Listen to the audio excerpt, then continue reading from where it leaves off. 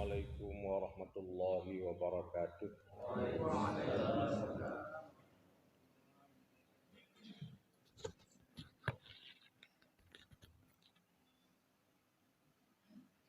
Innal hamdalillah nahmaduhu wa nasta'inuhu wa nastaghfiruh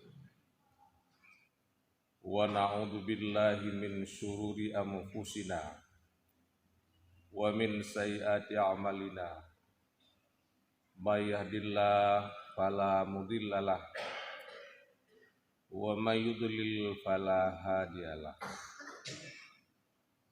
Asyhadu an la ilaha illallah wahdahu la syarikalah wa asyhadu anna sayyidana Muhammadan abduhu wa rasuluh. Allahumma fassalli wa sallim ala hadzal nabiyil karim Sayyidina Muhammad wa ala alihi wa sahbihi ajma'in. Amma ba'd. Qala Allah Ta'ala fi kitabihil karim. A'udzu billahi minasy syaithanir rajim. Bismillahirrahmanirrahim.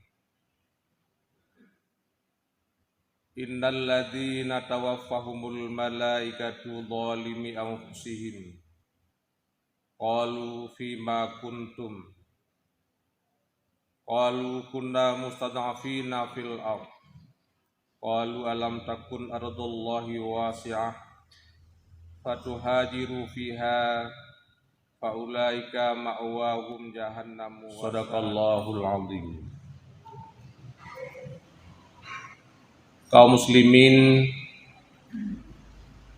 sidang jamaah subuh yang dimuliakan Allah Subhanahu wa ta'ala, guru-guru kami Abi Imam Syekh Masjid Utun Bayi dan seluruh masyarakat Utun Bayi, Tunku Gusi dan seluruh masyarakat Utun Bayi. Kemudian guru kita Abu Ali dan seluruh guru-guru yang telah berhadir pada pagi yang berbahagia ini. Marilah sama-sama kita mengawali tausiah pada pagi ini. Tentunya kita menyampaikan segala puji serta syukur kita kepada Allah Subhanahu wa ta'ala atas segala rahmat serta nikmatnya kepada kita sekalian. Selanjutnya selawat dan salam mari pula sama-sama kita sanjungkan kepada junjungan besar Nabi Muhammad sallallahu alaihi wasallam, kepada keluarga dan sahabat beliau sekalian. Allahumma salli wa sallim ala sayyidina wa nabiyyina wa habibina wa syafi'ina wa zukrina wa maulana Muhammad wa ala alihi wa tabi'ihi ila yaumil qiyamah. Kaum muslimin, Bapak Ibu sidang jamaah yang dimuliakan Allah Subhanahu wa ta'ala. Allah memberikan kepada kita kehidupan. Apa hikmah daripada Allah menjadikan kita kehidupan dan kematian? Tentunya Allah memberikan waktu yang lapang kepada kita, tidak lain hanyalah untuk beribadah kepada Allah Subhanahu wa ta'ala. Di mana dengan kita beribadah kepadanya, Allah memberikan kepada kita bahagia dua negeri, yaitu bahagia di dunia dan bahagia di akhirat kelak nantinya. Allah berfirman dalam Al-Quran dalam surah Al-Muluk ayat yang kedua, alladzi khalaqal mauta wal hayata liyabluwakum ayyukum ahsanu amala. Allah menjadikan kehidupan dan kematian kepada kita. Allah ingin mencoba kita semua. Siapa di antara kita yang bagus amal? Makanya hidup ini muslimin yang berbahagia tidak ada tugas lain. Yang paling utama adalah untuk kita beramal. Beramal soleh. Mulai daripada pagi, siang, malam hingga pagi kembali. Tugas yang paling pokok adalah kita beramal soleh kepada Allah Subhanahu wa Ta'ala. Ketika kita melaksanakan amal soleh, kita mencari, kita fokus kita kepada Allah Subhanahu wa Ta'ala, mencari ridha Allah, mencari kemakmuran nanti di akhirat. Niscaya Allah akan memberikan kepada kita bahagia di dunia. Allah zat sang pencipta yang maha kasih dan maha sayang kepada hambanya. Maha kasih, maha sayang kepada umat nabinya, Nabi Muhammad sallallahu alaihi wasallam. Ketika kita datang kepada Allah sejengkal, Allah akan datang kepada kita sehasta. Ketika kita datang kepada Allah sehasta, Allah akan datang kepada kita sedepa. Ketika kita berjalan kepada Allah, Allah akan berlari kepada kita untuk menjemput kita sebagai hamba-Nya. Sayang kita kepada Allah Subhanahu wa Ta'ala, namun lebih sayangnya Allah kepada kita. Jangan pernah ragu sedikit pun. Jangan pernah bimbang sedikit pun. Jangan waham malah. Allah pasti akan sayang kepada kita. Bahkan berbagai makar yang dilakukan oleh manusia, makar Allah itu lebih hebat daripada makarnya manusia. Wa makaru wa makarallah wallahu khairul makirin. Mereka manusia berbuat makar dengan berbagai macam kecongkakan, dengan berbagai macam keahlian di dalam makarnya. Ingat, Allah juga berbuat makar, namun makar Allah itu lebih hebat daripada makar-makarnya manusia. Bukan hari ini muslimin sekalian, bukan sekarang muslimin yang berbahagia, dari tempo dulu, umat tempo dulu lebih hebat cara berpikirnya dan lebih dahsyat aksinya. Makar-makar mereka itu tumbang dengan makarnya Allah Subhanahu wa Ta'ala. Ingat bagaimana makarnya orang-orang di luar Hawariyin, di luar orang-orang yang cinta dan sayangnya kepada Nabi Isa alaihissalatu wassalam. Mereka sampai ingin membunuh Nabi Isa. Mereka sampai ingin menangkap Nabi Isa hidup ataupun mati. Namun apa yang terjadi muslimin yang berbahagia? Ketika segerombolan mereka datang kepadanya, yang dikomandani oleh Yudas Iskariot, ketika hendak menangkap Nabi Isa, dengan cepat kilat Allah robah wajahnya Nabi Isa menjadi wajah komandan lapangan itu. Nabi Isa diangkat ke langit. Lalu mereka tangkap Yudas Iskariot itu dan mereka salib mati di ketika itu juga. Setelah Yudas itu mati di salibnya, Allah robah kembali wajah seperti wajah aslinya. Mereka bingung. Apa bingungnya mereka? Kalau ini Yudas, kemana Aisyah? Kalau ini Aisyah, kemana Yudas? Yang jelas salah satu sudah hilang. Allah mengatakan dalam Al-Quran, wa ma qataluhu wa ma salabuhu walakin syubbiha lahu. Mereka tidak membunuh Isa, mereka tidak menyalib Nabi Isa, tetapi mereka diserupakan. Muslimin yang berbahagia, itu makar Allah Subhanahu wa ta'ala. Itu salah satu contoh yang populer di hadapan kita, dan banyak contoh-contoh yang lain. Maka jangan coba-coba kita bermakar dengan Allah Subhanahu wa ta'ala. Di muka bumi ini Allah kepada kita semua Allah sayangi. Kepada kita Allah kasihi. Namun ada yang lebih Allah cintai. Siapa yang lebih Allah cintai ketimbang kita semua hamba-hambanya? Yaitu Nabi Muhammad sallallahu alaihi wasallam. Nabi Muhammad seorang nabi dan rasul Habibullah. Allah tidak pernah memanggilnya dengan kata ya Muhammad.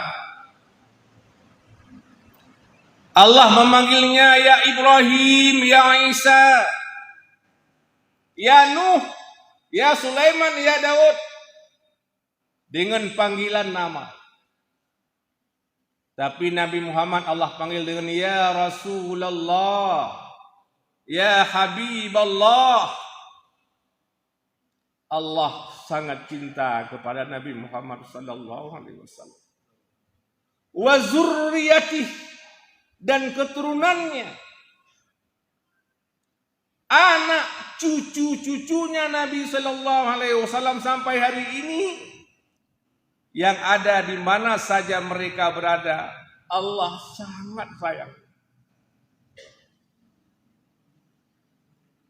Walaupun ada secercah kebencian,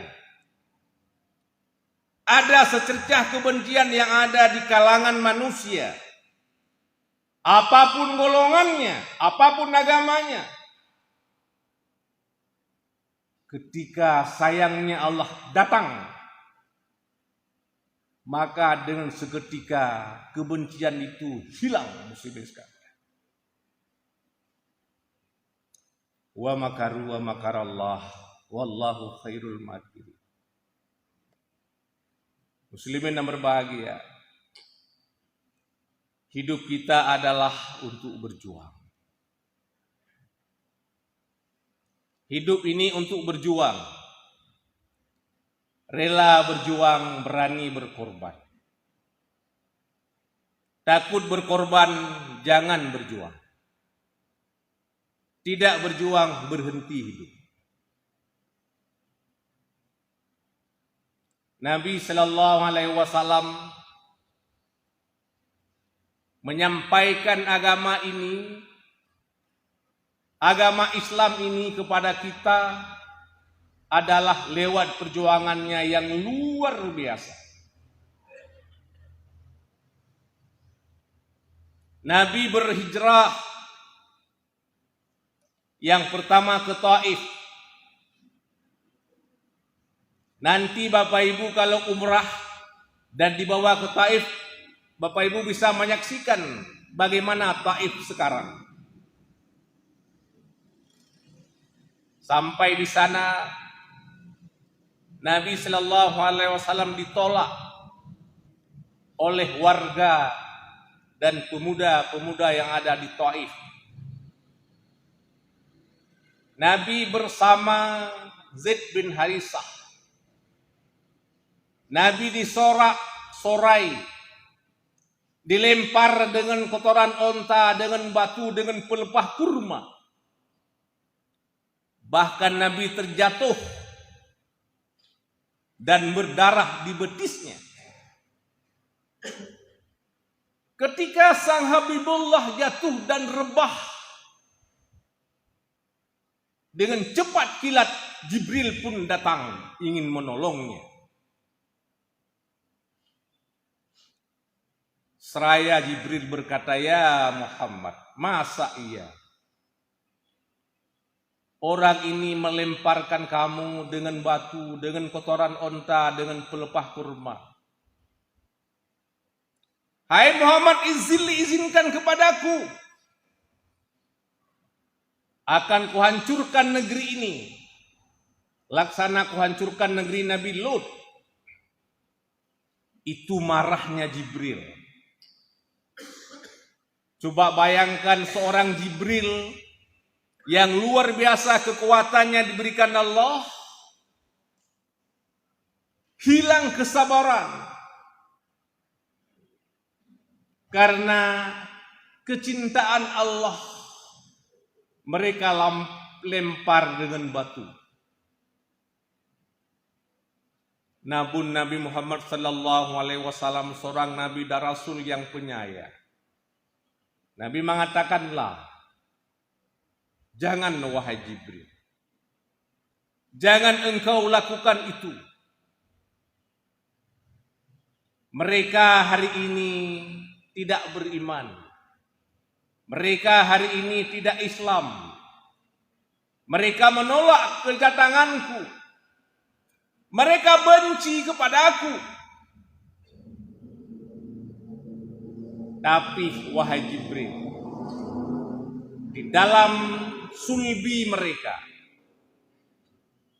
ada cucu-cucu mereka, anak-anak mereka, cicit mereka yang nantinya akan menerima aku.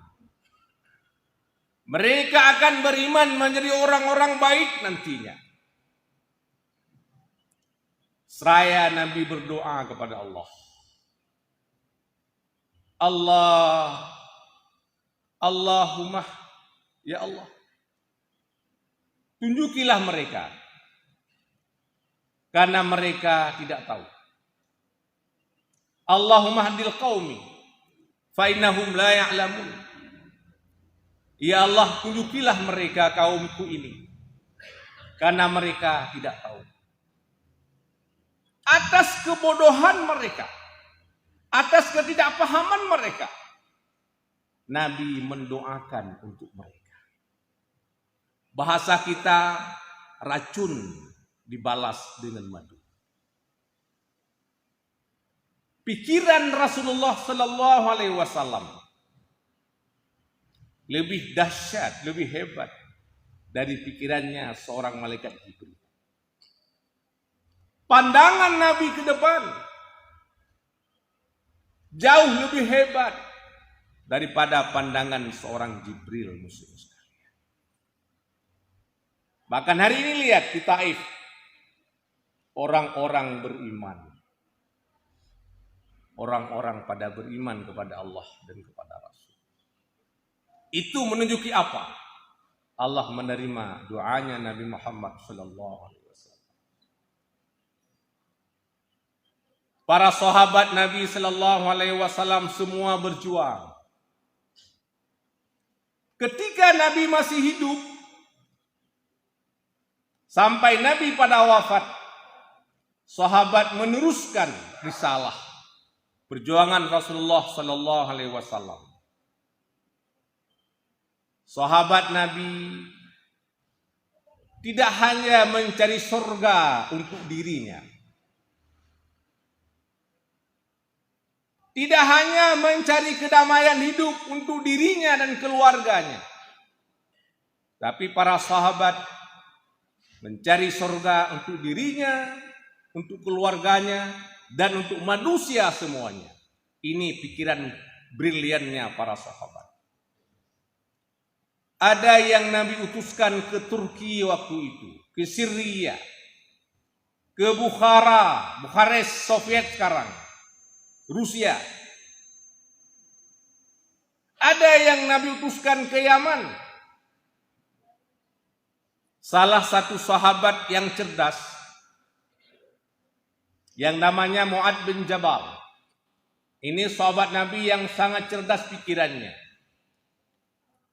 Nabi mengutuskannya ke Yaman. Dan Nabi katakan kepadanya, akhbirhum, kabarkan kepada mereka orang Yaman, Allah mewajibkan sholat kepada mereka, puasa kepada mereka, haji kepada mereka, zakat kepada mereka. Bahkan yang paling menonjol, Rasul mengutuskan Mu'ad ke Yaman adalah untuk memungut zakat. Kenapa? Karena Yaman pada waktu itu ekonominya sudah sedikit mapan ketimbang dengan di Mekah dan di Madinah. Mekah di Madinah pada waktu itu belum ada minyak bumi, gas alam, belum ada hasil bumi. Nabi membangun pemerintahannya hanya dengan zakat. Apa kata Nabi kepada Mu'ad? Tu'khadu min aghniyaihim wa turadduna ila fuqaraihim. Ambillah zakat dari orang kaya mereka dan berikanlah zakat kepada orang fakir di kalangan mereka itu sendiri. Salah seorang sahabat bertanya, ya Mu'ad, bagaimana actionmu di sana di Yaman? Saya akan melaksanakan tugas dengan petunjuk Al-Quran. Andai kata di Al-Quran nggak dapat petunjuk, saya akan membuka hadis-hadis Nabi Sallallahu Alaihi Wasallam. Ketika itu tak dapat, saya akan berijtihad, saya akan berpikir, karena memang beliau itu adalah mujtahid. Lama beliau di Yaman. Ketika Umar bin Khattab menjadi khalifah, Mu'ad bin Jabal pulang ke Madinah. Bersamanya dengan harta yang banyak, berkuda-kuda. Mu'ad membawa harta ke Madinah dan dipersembahkan kepada Umar bin Khattab. Ketika itu Umar tidak senyum. Merah mukanya Umar. Namun Mu'ad dengan santai bersalaman dengan seniornya Umar bin Khattab. Ya Mu'ad, apa yang kamu bawa kemari? Apakah ini perintah Rasulmu? Perintah Rasul kita kepadamu? Bukankah Nabi mengatakan ambilkan zakat dari mereka, berikan kepada mereka pula? Mu'ad menjawab, ya Umar ibnu Khattab, saya dengan staf saya di sana sudah melaksanakan perintah Rasul dengan sebaik-baiknya. Dari hari ke hari, dari tahun ke tahun, mereka tetap memberikan zakat ke kita. Dan mereka memahami satu hadis Nabi Sallallahu Alaihi Wasallam, ya dul ulia afdalu min yadis sufla. Tangan di atas lebih utama daripada tangan di bawah. Tangan yang di atas lebih mulia ketimbang tangan di bawah. Rupanya mereka di sana, wahai Umar, berlomba-lomba di dalam memberi zakat. Mereka malu menerima zakat. Akhirnya hari ini di sana, wahai Umar, tidak ada lagi orang yang terima zakat, tapi semuanya orang memberikan zakat ke kita.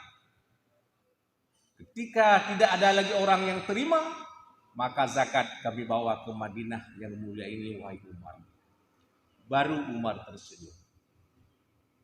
Makanya muslimin sekalian, tidak boleh pindah zakat. Di mana kita bekerja, di mana kita berusaha, disitulah zakat kita bayar.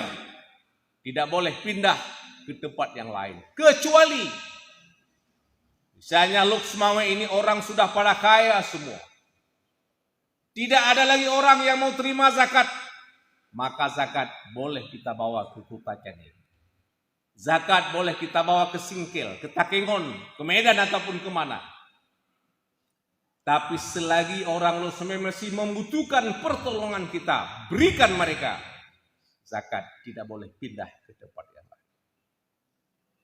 Muslimin yang dimuliakan Allah Subhanahu wa taala. Kalaulah para sahabat ingin mencari surga untuk dirinya, cukup di Madinah, tidak kemana-mana. Bayangkan, ketika Bapak Ibu pergi haji dan umrah, tentunya kita akan berada di Madinah sampai 4 malam. Kita, orang lain semuanya berebut untuk beribadah di Raudhah, hanya untuk sholat 2 rakaat dan berzikir. Lalu kita diusir, datang antrian yang lain. Kenapa demikian? Di antara rumah Nabi dan mimbar Nabi, Raudhatun min Riyadil Jannah. Di antara rumah dan rumah Nabi, Raudhah, tempat mustajabah doa. Salat di sana lebih utama ketimbang salat di tempat lain di Masjid Nabawi. Doa di Raudhah lebih mustajabah ketimbang di tempat lain di Masjid Nabawi. Orang berebut-rebut ke Raudhah. Sahabat Nabi dulu tidak berebut. Mereka bisa berhari-hari i'tikaf di Raudhah. Itu apa? Untuk mencari surga Allah kepadanya. Tetapi sahabat tidak melakukan itu. Sahabat pergi. Sahabat hijrah. Artinya apa? Sahabat itu berjuang. Untuk siapa perjuangan? Untuk siapa perjuangan itu? Perjuangan para sahabat Nabi dulu bukan kepada keluarganya. Tetapi hasil daripada perjuangan para sahabat dulu, sampai hari ini masih kita nikmati perjuangan. Islam tiba kini dengan dakwah yang disampaikan oleh semuanya. Siapa pendakwah? Pendakwah itu ada orang alim, ada orang kuat, dan ada orang kaya. Itu pendakwah. Kalau kita ini pengajar. Pendakwah adalah orang yang mengajak. Orang yang mengajak. Kita bisa ngajak orang di warung kopi. Kita bisa ngajak orang sambil bekerja di kantor. Kita bisa mengajak orang sambil tukang becak. Sambil jual ikan di pasar. Di mana-mana kita bisa berdakwah. Mengajak orang untuk berbuat baik. Apalagi mengajak orang ke masjid. Di masjid ada kita yang menyampaikan. Itu maka Nabi mengatakan satu hadis. Man kana lahu quwwatun falyatasaddaq bi quwwati. Siapa saja kalian yang punya kekuatan, yang punya tenaga, maka berjuanglah dengan tenaga yang kamu punya. Kita hanya punya tenaga, hanya punya fisik yang kuat. Wa man kana lahu ilmun falyatasaddaq bi ilmi. Siapa saja kalian yang punya ilmu, maka berjuanglah dengan ilmu yang kamu punya. Wa man kana lahu malun falyatasaddaq bi malih. Siapa saja kalian yang punya harta, maka berjuanglah dengan harta. Punya tenaga, berikan tenaga. Punya harta, berikan harta. Punya ilmu, sampaikan ilmu itu kepada umat. Tujuannya apa? Mengajak umat untuk berbuat baik. Itu makanya Allah berfirman dalam surah An-Nisa ayat 95. Apa kata Allah?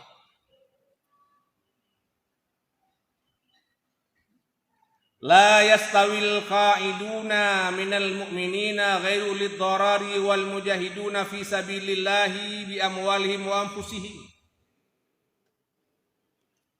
tidaklah sama orang yang duduk manis daripada orang-orang yang memang sudah beriman, yang tidak mudarat, dengan orang-orang yang berjihad di jalan Allah dengan jiwa mereka dan dengan harta mereka. Tidak sama muslim. Kita orang beriman,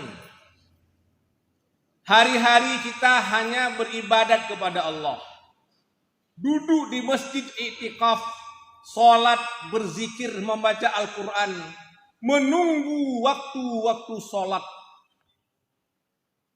Dan kita tidak peduli dengan lingkungan kita. Apalagi berjauhan dengan kita tidak peduli. Kita hanya beribadat kita oleh kita kepada kita, tidak kepada yang lain. Tidak sama muslim sekali. Jauh sekali bedanya. Faddalallahu al-mujahidina bi amwalihim wa anfusihim al-qaidina darajat. Allah lebihkan orang-orang yang berjihad dengan harta mereka dan jiwa mereka di atas orang-orang yang duduk manis, darajat, derajat yang tinggi muslimin sekalian. Salat berjamaah kita mendapat 27 derajat, itu selesai. Tapi orang-orang yang berjihad mendapat derajat yang sangat tinggi muslimin yang berbahagia. Namun apa kata Allah? Wa kullu wa'adallahu husna. Kepada tiap-tiap dua golongan itu, orang yang berjihad dan orang yang duduk di masjid, Allah janjikan surga. Kedua-duanya muslimin mendapat surga Allah Subhanahu wa taala. Namun apa? Wa faddalallahu al-mujahidina 'alal qaidina ajran 'azima. Allah lebihkan orang-orang yang berjuang dengan orang-orang yang duduk manis, pahala yang sangat besar. Itu maka Nabi katakan, fadlul alim 'alal 'abid ka fadli 'ala adnakum. Lebih orang alim dengan orang abid seperti lebihku dengan serendah-rendah kalian. Bagaimana tingginya Nabi ketimbang dengan sahabat yang paling rendah, begitulah lebihnya orang alim, orang yang berilmu ketimbang orang abid. Nabi mengatakan pada yang lain, inna faqiha wahidan mutawarri'an asyaddu 'ala syaitan min alafi abid. Sesungguhnya seorang fakih, seorang yang alim fakih, yang war'a. Ingat, yang war'a. Apa itu war'a? War'a adalah orang alim yang memisahkan hartanya dari halal dan haram. Kehidupannya sangat steril. Apa yang dia makan, apa yang dimakan oleh keluarganya, semuanya halal. Yang haram ditinggalkan. Orang alim seperti ini muslimin sekalian. Asyaddu 'ala syaitan min alafi abid.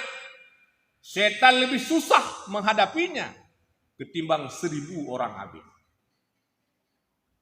Kita 1000 orang sholat berjamaah dengan suara yang hebat, suara yang bagus sekali, tapi kosong daripada ilmu pengetahuan. Setan lebih sukar menghadapinya seorang abid yang war'ad.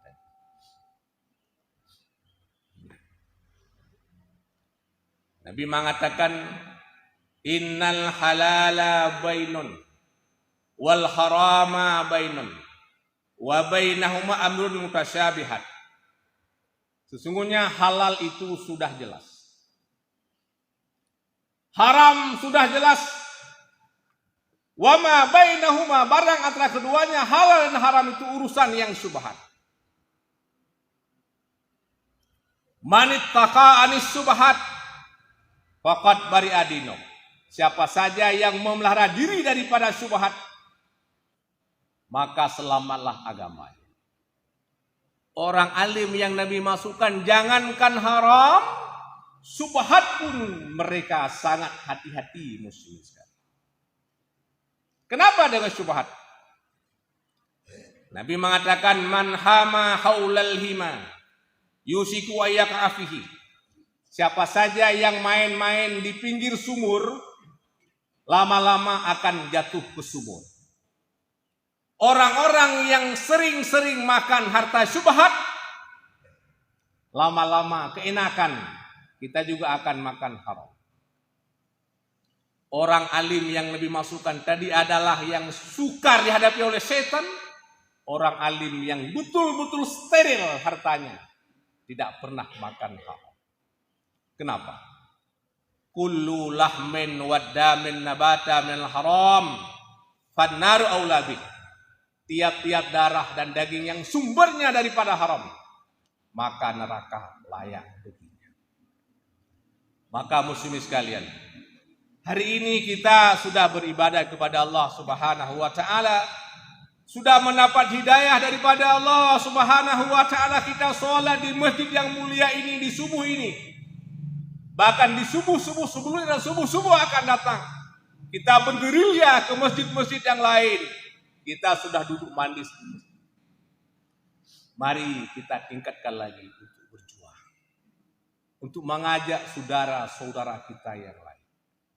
Di mana kita ajak, macam saya katakan tadi, di mana saja posisi kita. Kita sebagai petani, kita sebagai nelayan, kita sebagai pedagang, kita sebagai penjual ikan, kita sebagai pegawai negeri, politisi, hakim, tentara, polisi, kita bisa mengajak teman-teman yang lain. Jangan hanya satu tentara di sini, jangan hanya satu polisi di sini, jangan hanya satu politisi di sini, kita ngajak yang lain.